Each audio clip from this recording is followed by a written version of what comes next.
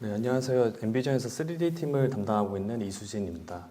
엠비전에서는 고객 니즈에 맞춰서 매년 새로운 신제품을 출시하고 있는데요.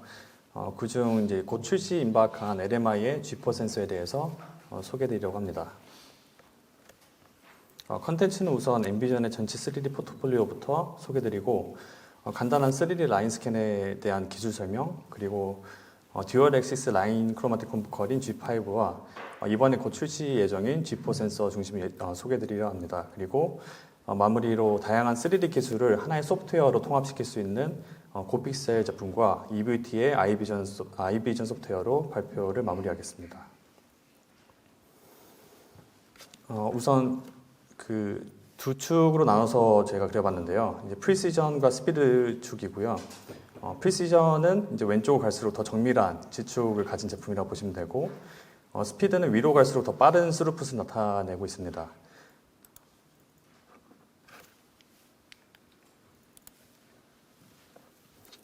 여러 가지 3D 기술을 나열한 건데요. 예를 들어 우측 상단에 있는 레이저 프로파일러 같은 경우에는 상당히 고속 3D 기술을 나타내고 있고, 좌측 하단에는 이제 컴포컬과 WSI 기술을 볼 수 있는데요. 좀 느리지만 수 나노에서 수십 나노미터 수준의 매우 고정밀 3D 광학계를 나타내고 있습니다. 엠비전이 보유한 제품들은 다음과 같고요. 이제 먼저 3D 현미경 간섭기입니다. 수십 나노미터의 분해능으로 보유한 제품 중 가장 우수한 지축 성능을 나타내고 있거든요. 이제 수 나노미터까지 측정이 가능하고요. 대신 이제 필드 오브 뷰나 그 측정 시야 범위가 3mm밖에 되지 않아서 인라인 검사보다는 이제 3D 리뷰에 적합한 제품입니다. 이러한 좀 부족한 FOV를 보완하기 위해서 30mm 수준의 대면적 간섭계 제품이 있고요. 이것 또한 마찬가지로 나노미터급 정밀도는 물론이고 3미크론 이상의 방막 두께 검사도 가능합니다. 이외에도 2차 전지나 PCB 검사에 적합한 패턴 프로젝션인 G3, 물류 박스 측정에 사용되는 저렴한 3D 스테레오, 물류부터 PCB까지 다양한 범위의 검사가 가능한 레이저 프로파일러, 그리고 마지막으로 이제 오늘 소개드릴 고성능 라인 크로마틱 컴포컬 LMI G5와 G4 시리즈입니다. 우선 보편적인 기술인 레이저 프로파일러부터 소개드리면 잘 아시다시피 3D의 기본이 되는 기술이고요. 방법은 매우 간단합니다. 여기 구성처럼 라인 레이저를 수직에서 아래로 쏘게 되고 카메라를 측면에서 보게 되면 센서에 맺히는 위치를 Z축 깊이로 환산할 수 있게 됩니다. 매우 직관적이고 쉬운 구성이라서 비교적 쉽고 저렴하게 3D를 구성할 수 있는데요. 그렇지만 몇 가지 제약사항으로 지축 정밀도의 한계는 보편적으로 수십 미크론, 또 정말 잘 만들면 수 미크론까지 내려갈 수 있지만 서브 미크론으로 내려가기는 정말 어렵습니다. 여기서 단점으로 표기는 드렸지만 단점보다는 서브 미크론 정밀도를 도달할 수 없는 요소들이라고 생각하시면 될 것 같고요. 한 4가지 팩터들을 정리해봤습니다. 첫 번째로는 레이저 광원 자체에 있습니다. 레이저의 특성상 직진성은 매우 유리한 조건인데 이제 3나노미터 정도에 되는 그 파장폭 때문에 보강 간섭과 상세 간섭을 쉽게 일으킵니다. 그러면서 이제 시료 표면에 레이저를 쏘는 것만으로도 자가 간섭이 일어나서 빛이 반짝반짝하게 맺히게 되는데요. 결국 이 반짝반짝하게 맺히는 값들이 노이즈로 반영되게 됩니다. 두 번째는 광원이 시료에 맺히는 두께가 결과값에 영향을 주게 되는데요. 이는 빈폭을 작게 만들수록 이제 측정 범위를 좁게 만들기 때문에 무조건적으로 이제 빈폭을 작게 만들 수는 없는 상황입니다. 세 번째로는 레이저를 수직으로 쏘기 때문에 웨이퍼 같은 거울 같은 표면에는 빛이 입사하지는 않아서 그 정확한 측정을 할 수 없는 기술입니다. 그리고 마지막으로 잡광을 막아줄 수 있는 부품이 없기 때문에 멀티레이어나 평평해진 시료에서 다중반사가 일어날 경우에는 그 잡광을 제어할 수가 없게 됩니다. 그래서 이러한 점들을 극복하는 기술이 이제 앞으로 소개드릴 크로마틱 컴포컬입니다.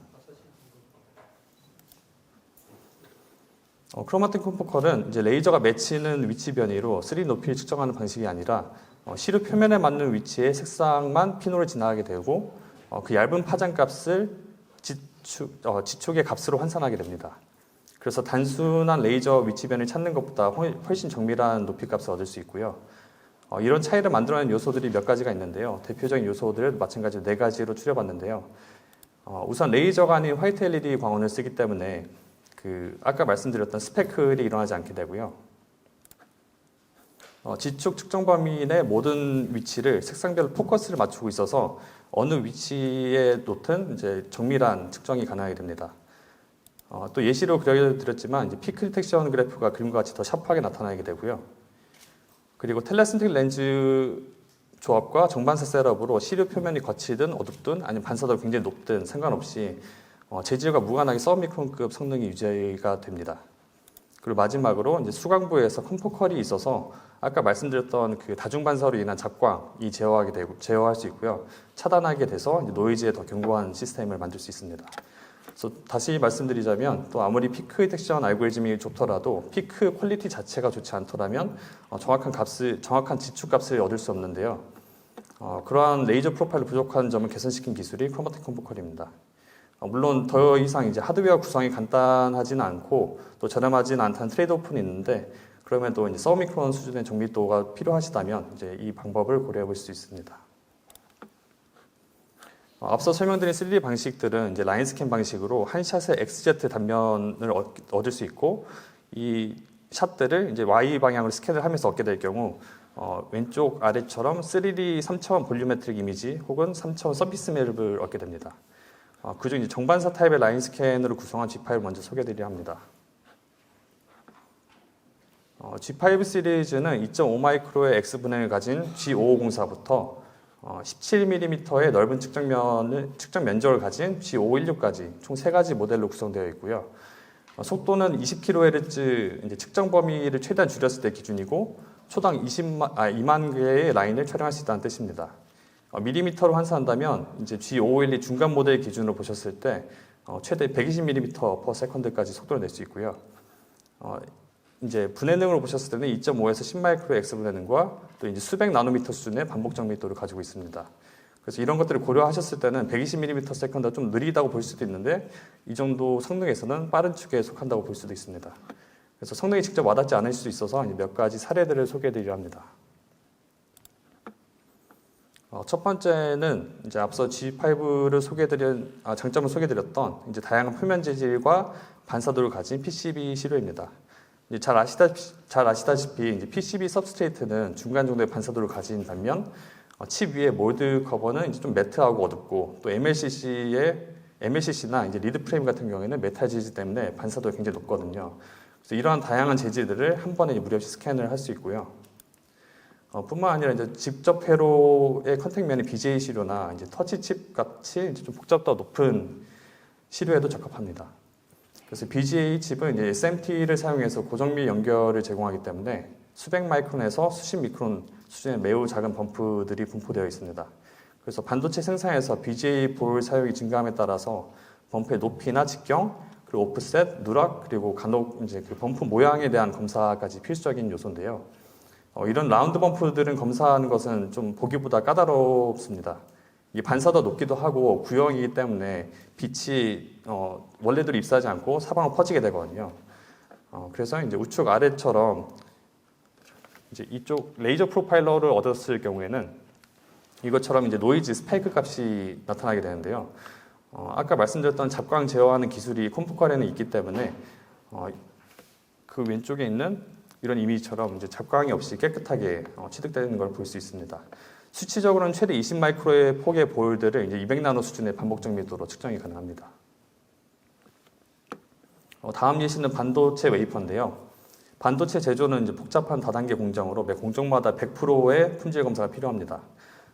위 영상과 같이 이제 수 마이크로에서 수백 나노미터의 장기 쓴 검사는 물론이고 이제 웨이퍼 다이 싱글레이션의 대표적인 방법인 레이저나 서블레이드 방식의 스크라이빙을 하고 난 뒤에 칩 엣지면에 치핑이나 미세한 크랙이 있다면 그것들이 나중에 제조 공정 때 깨지거나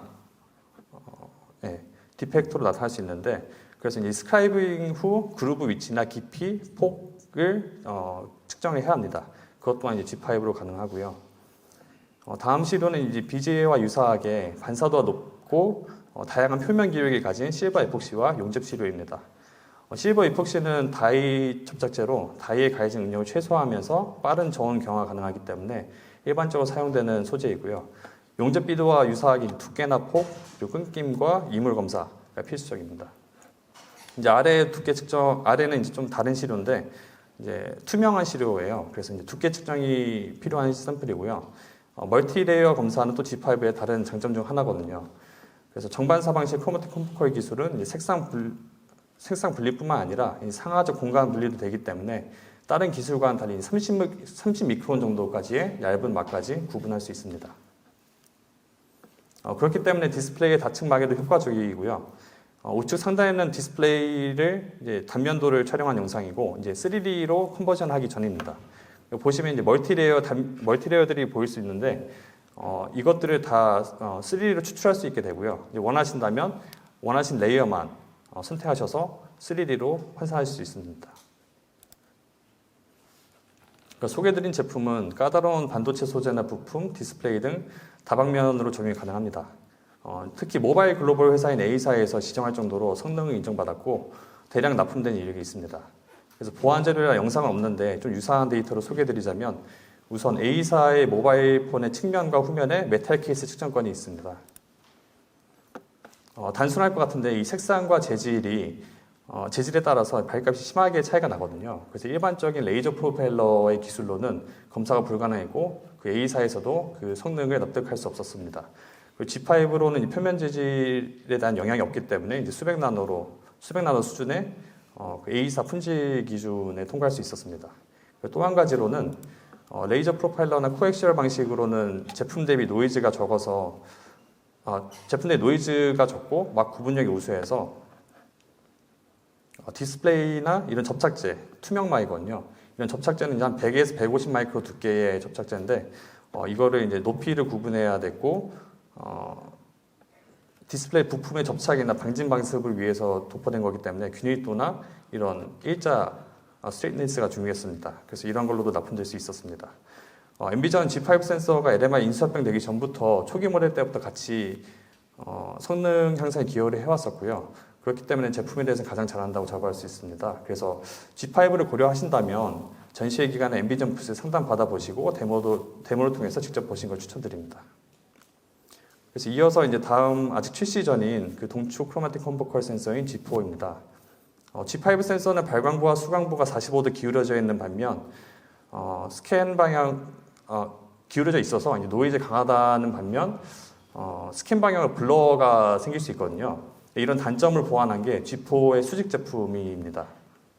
보신 것처럼 이제 G5504는 이제 수광부와 발광부가 이제 45도 기울어져 있는데 G4 시리즈는 이제 수직으로 발광해서 수직으로 수광하게 됩니다. 그래서 이제 이게 뒤에서 설명드리겠지만 어느 제품이 다른 제품의 상위호환은 아니고요. G5는 노이즈가 강하다면 G4는 수직 제품이기도 하고 NA가 커서 빛을 받아들일 수 있는 수광 면적이 큽니다. 그래서 급격한 높이 단차가 있는 시료나 아닌 슬로프 구간이 좀 급격한 구간에서도 완만하게 데이터를 취득할 수 있습니다. 현재 G4 제품은 두 가지 라인업으로 구성되어 있고요. 일반적인 2.6 마이크로 분해능의 4020 시리즈와 또 큰 NA를 가진 4010이 있습니다. 아직 정식 출시 전인데 엔비전에서 테스트 모듈을 구비하고 있어서 필요하시다면 테스트도 병행해 볼 수 있습니다. 수직 방식인 G4가 G5보다 노이즈 레벨이 안 좋다고 말씀드렸었는데 이제 원론적인 이유는 그림과 같이 이제 비록 초점이 맞는 파장은 이제 아래 레드 파장이라 하더라도 표면을 거치기 위해서 레드 빛은 밖으로 벗어나게 되고 오히려 파란색 블루 빛이 더 많은 광량을 입사하게 됩니다. 그러면 이제 Z 값이 정확한 Z 값이 측정되지 않고 좀 오프셋이 생기게 되는데 이러한 값들 때문에 노이즈 레벨이 G5보다는 심하게 나타날 수 있습니다. 그래서 서로 완전 대체는 할 수 없고 서로 적용 가능한 어플리케이션이 구분된다고 보시면 됩니다. 또 한 가지는 그림과 같이 단차 시료의 엣지면에서 에러가 완전히 사라질 수는 없습니다. 그림에 초점 맺는 파장이 그림 파장이라면 벽에 가려져서 이제 입사하지 못하는 반면 블루 파장은 많이 입사하게 돼서 높이값에 또 오차가 다시 발생하게 됩니다. 수직 크로마틱 컴포컬 특성상 이를 완전히 제거할 수는 없지만 완화시키는 마이티게이션 필터를 개발했고 제품 적용 단계에 준비되고 있습니다. 마찬가지로 G4 어플리케이션 예시들을 빠르게 소개해드리겠습니다. 카메라 홀 혹은 이제 히아 어플리케이션에서는 디스플레이 카메라의 홀 내에 여러 단차들이 있고요. 그 단차들의 테두리가 넓지가 않아서 수직광학계를 활용해야만 하는 기술이 있습니다. 그리고 이제 비슷한 이유로는 실리콘 웨이퍼의 스크라이브나 크랙 검사가 있는데요. 스크라이브나 패턴의 두께가 일정한지 아니면 쇼트나 이물이 없는지 검사가 필요한데 얇은 폭 대비 깊이가 깊기 때문에 G4 같은 수직광학계 아니면 검사할 수가 없습니다. 그리고 이제 라운드볼에서도 이제 G5와 G4를 비교한 영상인데요. 물론 G5로도 그 라운드볼의 높이는 검사를 할 수 있는데 이제 폭이나 라운드니스는 검사를 할 수 없습니다. 300 마이크로 정도 되는 꽤 큰 이제 BGA 샘플인데요. 지금 보신 것처럼 G4 센서에서는 볼에 이제 플러스 마이너스 70도 수준까지 온전하게 측정된 걸 볼 수 있습니다.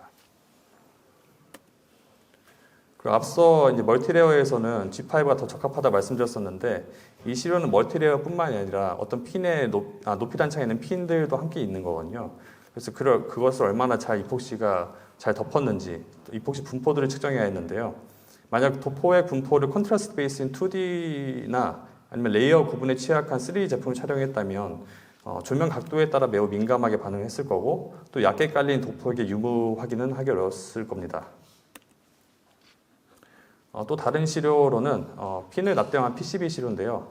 마찬가지로 측정한 부위의 높이 단차로 인해서 G5 센서는 그림자 영역이 발생했습니다. 반면 G4는 이제 소더 범프의 거치기가 어느 정도 빛을 산란시켜서 원래의 기본 사양이 플러스 마이너스 35도를 넘어서 플러스 마이너스 한 80도 수준까지 측정할 수 있었습니다. 이 예시는 MLCC 예시인데 미니 LED나 마이크로 LED도 유사한 케이스라고 보시면 될 것 같습니다.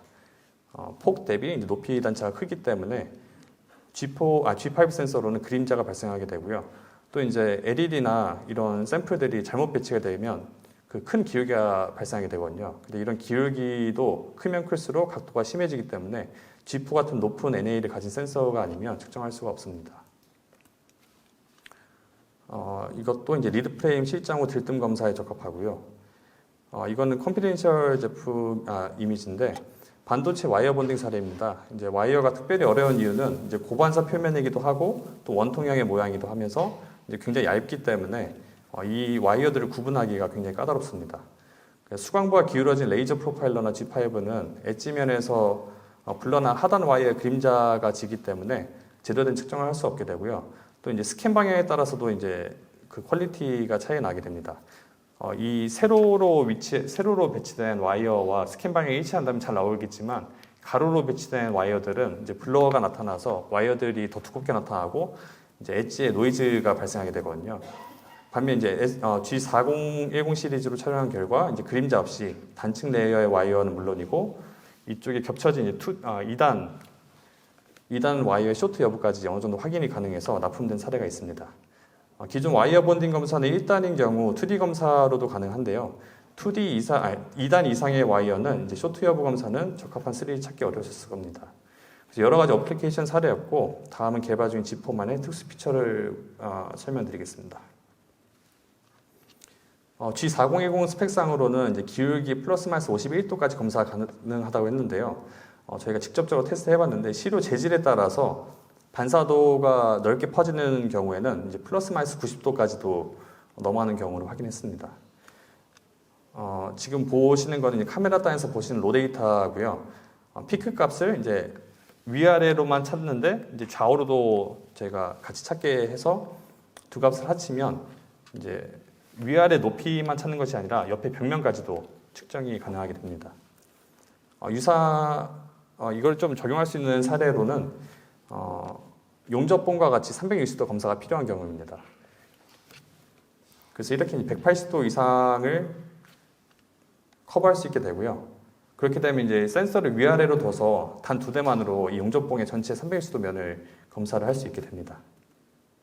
이것처럼 180도 넘어서 거의 한 200도, 220도 정도 커버를 하게 됩니다. 그래서 지금 이제 프로그램의 인테그레이션까지는 됐고요. 어느 정도 구현이 돼서 이제 피크 디텍션 익스텐션 알고리즘 유무가 이제 시료에서 좀 확연히 드러난 것을 확인할 수 있었고요. PD가 적용이 가능할 때면 용접봉뿐만이 아니라 이제 구 형태의 시료의 볼륨까지도 온전히 측정이 가능해질 것 같습니다. 이것으로 예시를 마치고 저희가 그 마지막 소프트웨어 툴을 잠깐 소개해 드릴 건데요. 지금까지 G5와 G4 하드웨어 소개였는데 LMI 자체적으로 소프트웨어를 가지고 있어요. 그래서 애퀴지션 소프트웨어만 있는 게 아니라 그 포스트 프로세싱 후처리나 아니면 측정 툴까지도 가지고 있습니다. 고픽셀이라 부르고 있고, 이제 고픽셀은 웹 기반 프로그램으로 모든 웹 브라우저에서 실행이 가능합니다. UI도 이제 사용자 친화적으로 구성되어 있고, 파라미터를 변경하고 프로파일이나 3D 결과를 쉽게 볼 수도 있어서 처음 접하는 사용자도 빠르게 좀 익힐 수 있는 툴입니다.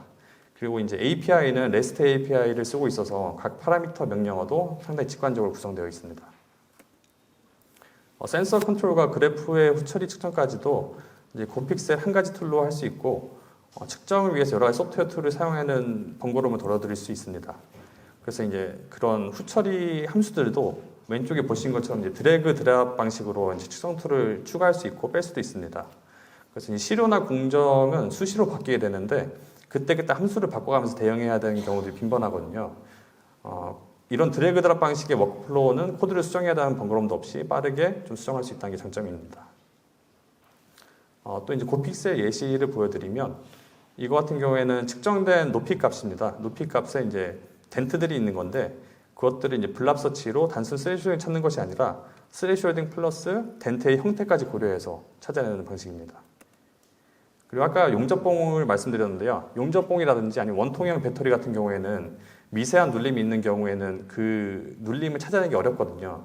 그래서 이런 언래핑 알고리즘을 써서 아니면 플래트닝을 써서 이런 원통형의 이미지를 납작하게 만들 수 있습니다. 그래서 미세한 눌림이나 결함 또 이물도 찾아낼 수 있습니다. 네. 그리고 마지막 예시로는 도포액인데요. 도포액 패스가 이제 일자가 아니라 구부러진 형태인 경우가 있는데 일일이 검사 영역을 다 지정을 해줘야 되는 번거로움이 또 있거든요. 근데 이런 빌트인 트래킹 툴을 사용하시면 그 글루의 경로만 그려주시면 설정된 주기와 폭으로 도포액 영상처럼 검사 트랙이 만들어집니다. 몇 개의 선을 잇고 측정 버튼만으로도 검사 셋업 시간을 크게 줄일 수 있어서 여러 가지 형태의 도포액에도 빠르게 대응할 수 있다는 것이 장점입니다. 이제 그 외에도 이제 다양한 검사 함수들이 있는데요. 대표적인 라인 프로파일러 기반 빌트인 툴입니다. 다양한 앵커링이나 검사, 측정을 1D 프로파일 기반에 수행할 수 있고, 이제 3D 기반인 빌트인 툴도 상당히 많습니다. 뭐 예를 들어서 피처 매칭 아니면 뭐 여러 센서의 값을 하나로 합칠 수 있는 멀티 센서 캘리브레이션, 엣지 파인더, 그 인스펙션에서는 블랍 서치, 오버플로우 브로큰 여부, 그리고 포지션 오차까지 측정할 수 있고요. 그 외에도 다양한 측정이나 레코니션 툴이 있습니다. 3D 서피스 틸트를 할 수 있는 트랜스포메이션도 있고, 넓은 면적을 멀티 스캔 후 하나의 데이터로 결합시켜줄 스티칭 기술도 있고요. 여러 제품들이나 반복되는 물체들을 나누거나 분류할 수 있는 세그멘테이션, 그리고 이제 라인 스캔의 취약점인 바이브레이션에 대해서도 보상해주는 툴이 있습니다. 더 많은 기능들이 계속 연구되고 있고 추가되고 있습니다. 그럼에도 불구하고 좀 한계적인 부분이 있는데요. 그러기 위해서 저희가 그것을 보완하려고 EVT 아이비전 소프트웨어 서드파티 툴을 저희가 도입을 했습니다. 그래서 이 제품도 저희가 부스에 있어서 혹시 궁금하시거나 필요하신 경우에는 부스에 방문하셔서 상담을 통해서 좀 적합한 툴을 제공받으실 수 있을 것 같습니다. G4도 마찬가지로 출시 전이지만 엠비전 부스에서 확인하실 수 있고요. 이걸로 이제 G4 소개를 마치도록 하겠습니다. 엠비전 부스는 전시장 1층 홀 A와 홀 B 사이 통로에 있어서 방문하셔서 좀 상담도 받으시고 이제 데모도 해보시면서 직접 경험해 보시면 감사하겠습니다. 이상으로 마치겠습니다. 감사합니다.